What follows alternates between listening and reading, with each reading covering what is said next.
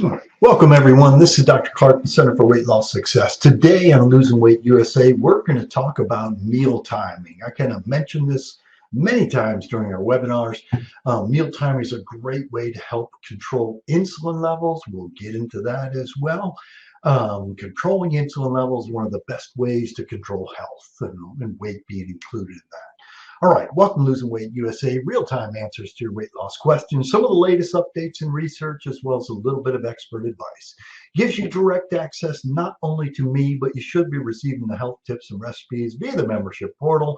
And yes, get into the membership portal. We keep adding more things in there. If you have questions during the presentation, just type them into the chat box as we go along. We'll get to them at the end as time permits, and typically we'll make time permit. If you think of things once we're all done, just give us a yell here at the Center for Weight Loss Success. The email is success@cfws.com. Phone number 757-873-1880. All right, so again, we're talking about meal timing. It's a big thing. I mention it just about every single webinar. Let's get the slides on. There we go. All right, so one of the things, before I dive into all this, one of the things that I'll go over with just about anybody who is struggling, if you're starting to struggle a little bit with your weight loss, these are three things that you can work on that often will help get you back on track. So if you're struggling, whether, gee, I've lost a bunch of weight, now regaining weight, what do I need to do?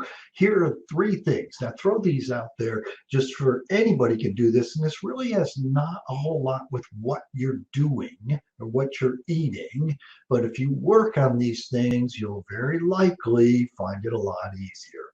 So the first thing is work on hydration. The second thing is really push the water.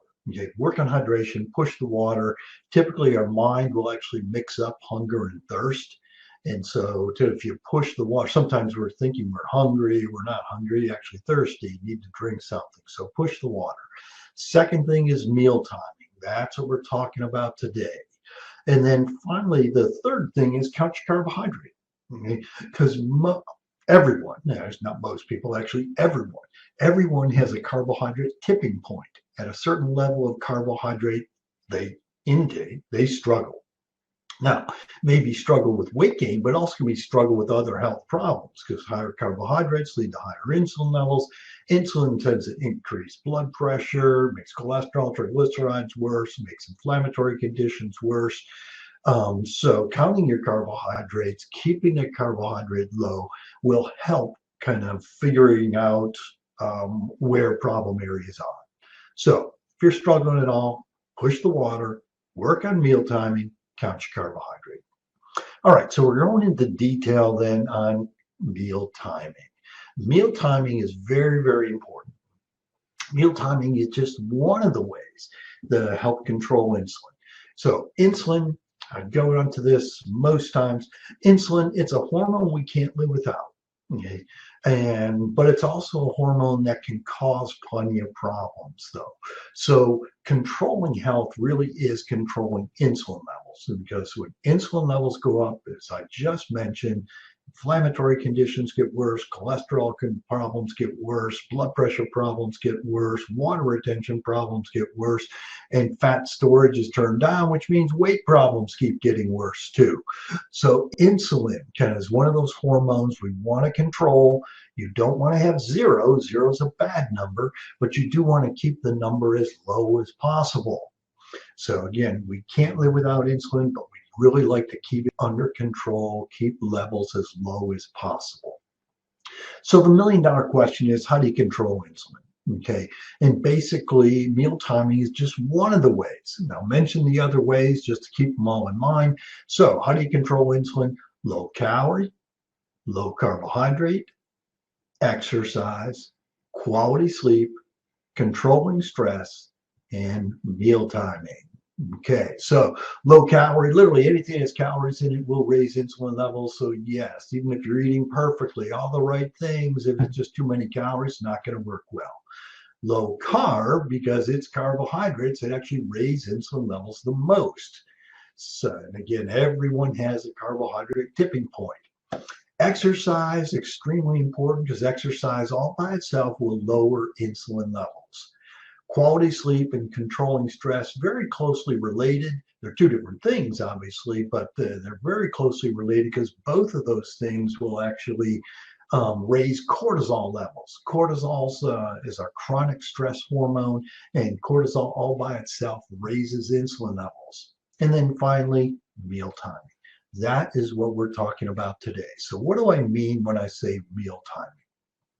All right. So before I dive into that, just throw out this little, what I call a mantra that should be a good mantra for everyone. Words to live by then is eat a small amount of good food slowly. And if we can do that, keep that in mind, it's going to help you. All right, so meal timing. So timing matters, and I say this over and over again. And meal timing has nothing to do with what you are actually eating. It has to do with when you're eating. Because again, anything that you eat, anything that has calories in it will raise insulin levels. And potentially some things that don't have calories in it, is artificial sweeteners can actually raise insulin levels. Most of the artificial sweeteners have no calories or very, very low calories. But literally anything that you eat is going to raise insulin levels. Carbohydrate does it the most. Okay.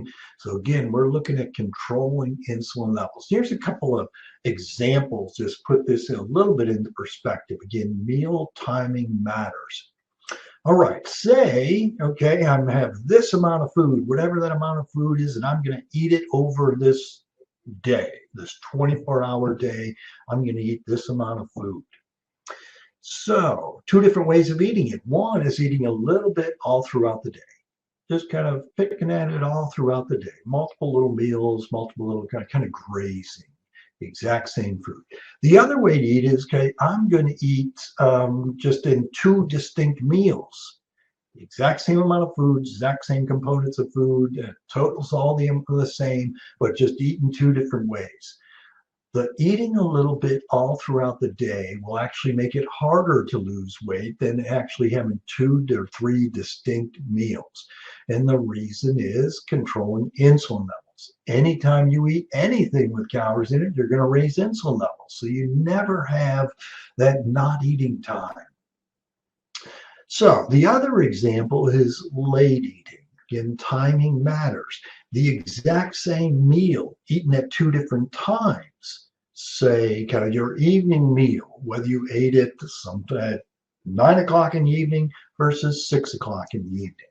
Eating that exact same meal at 9 o'clock in the evening will have a bigger insulin response than eating it kind of earlier in the evening. And that's been shown multiple. So the exact same components of food, 2 different ways your body utilizes them. So timing does matter. And eating or not eating is a yes-no situation. It's a black-white thing. There's no in between. You're either eating or you're not eating. There's no in between. And so kind of everyone needs to have not eating times. Very simple concept, not necessarily an easy concept, but it is very simple. Either eating or not eating. And it's completely a black-white situation. Yes, no. There are no shades of gray right there. And sometimes that to eat or not to eat decision is much easier to make than what to eat. Now, with what to eat, there is thousands of decisions to make. Eating or not eating is a single decision. And sometimes a single decision is much easier to make. All right, when it comes down to what to eat then, there are many shades of gray, meaning that, yes, there are lots of different decisions you need to make once we're deciding we're actually going to eat, okay? But mainly, if you think about this in the big scheme of things, the majority of what we ought to eat is vegetable salad stuff. The most nutritious, nutrient-dense, low-calorie foods are right there. Vegetable salad stuff. We base most of our eating on that, and I've never had someone come in and tell me, I think I'm gaining weight because I'm eating too much broccoli. or eat too much spinach or asparagus or romaine lettuce or whatever. You can fill in your own one right there. So it's not those things, it's the other stuff that we eat. So the majority of what we eat is vegetable salad stuff. Okay, so that's for the actual eating part. Well, what about the not eating part? So that's where timing comes into play. And the real point here is to have plenty of not eating times. If you think about it, in any 24-hour day, it should be very short periods of time that we're actually eating. Okay? So it's very important to have not eating times. Part of that is because, again, anytime we eat, we're going to raise insulin levels. But it's not that all of a sudden when you stop eating, all of a sudden insulin is back to normal. It's like, no, it takes time for insulin levels then to come back down. And again, why do we care from a weight perspective? Because it's insulin that turns on fat storage. When we turn on fat storage, we're going to store fat as opposed to mobilize fat, which is what weight loss is. We want to mobilize fat, utilize that fat. So it's very important to have not eating times. The longer the not eating times, the better off this works. What I mean by that, say you sit down and have a meal. Typically, insulin levels are going to go up quite a bit, and it's going to take a number of hours for those insulin levels to come back down. So again, hours. So if you're eating every couple of hours, even if you're not eating very much, even if you're eating the most healthy foods, it still isn't going to allow those insulin levels to lower down. And without insulin levels lowering down, we're never going to be able to mobilize fat. Insulin, again, turns on fat storage. So if we need to turn off fat storage, we need low insulin levels. So literally, the longer time you have not eating, the lower insulin levels come, they stabilize fairly low, and subsequently then it makes it easier to lose weight. So again, just to repeat this, longer not eating times allow you to have longer low insulin levels. This is one of the main reasons why fasting has become so important and why it can work very well. Fasting is just extending the not eating times. That's all we're doing. And if we extend the not eating times, it's easier to lose weight. And that's true whether you're still eating the same amount of food, just doing it in a different fashion. Again, lower insulin levels make it easier to lose weight. And in those in-between times, then really push the water. It goes back to that first slide that I had done. What do you do when you struggle? Push the water. Work on meal timing, count your carbohydrate. Okay, so we want to do then is really kind of have very short periods of time that we're eating. And so subsequently then most of the day, most of the 24 hours of that day are not eating. Push the water in those not eating times. All right, so again, it's a very simple concept. Simple doesn't make it easy. It's a very simple concept. Again, we want to extend not eating times. So eating multiple meals throughout the day never works well. Okay. The people who thought that, gee, we will eat multiple meals throughout the day and therefore I'll never be hungry, are trying to lose weight. And it's if I talk to any of my patients, like, this is not going to work well.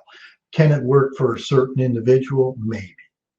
Because everybody is different. I won't say that for any one individual that it couldn't work, but I don't see those individuals in my clinic. It's because they don't have a big weight problem. If they did, it's like, this wouldn't work well. All right, so how do you control insulin again? Low calorie, low carbohydrate, exercise, and the more intense the exercise, the better it works. Quality sleep, easier said than done. I get controlling stress, easier said than done. It's not like we can make stress go away, but how we react to stress, that's what we can work on. Is how do we manage stress? Using yoga, deep breathing, exercise, warm bath, massage, scented candles, whatever it is that helps control stress. Utilize it. And again, meal timing is one of the biggest things there. Extended periods of time that you're not eating. All right, Don't see the questions out there. It's a relatively short discussion on this, but it's so important. Yeah, I can't, it's so incredibly important. And for some reason, this is hard for people, but it's very, very simple. Either you're eating or you're not eating. It's just one decision as opposed to what am I going to eat, which could be thousands of decisions. So very, very important concept in this whole thing. All right, very good. Don't see any questions out there about meal timing, but I bring it up all the time. I think there's a little time to discuss this. And what is it really? You want to have extended periods of not eating. All right, make sure you stop by the office so you can get your body count checked. We want to make sure you're losing fatty tissue, not losing lean body mass. Log into the membership portal. You should be receiving the weight loss tips as well as the weekly recipes. Tune in each Tuesday, 12:15 for the next webinar. Watch your email for the invite and link. And remember, it's your life. Make it a healthy one. Have a good day, everyone. Take care.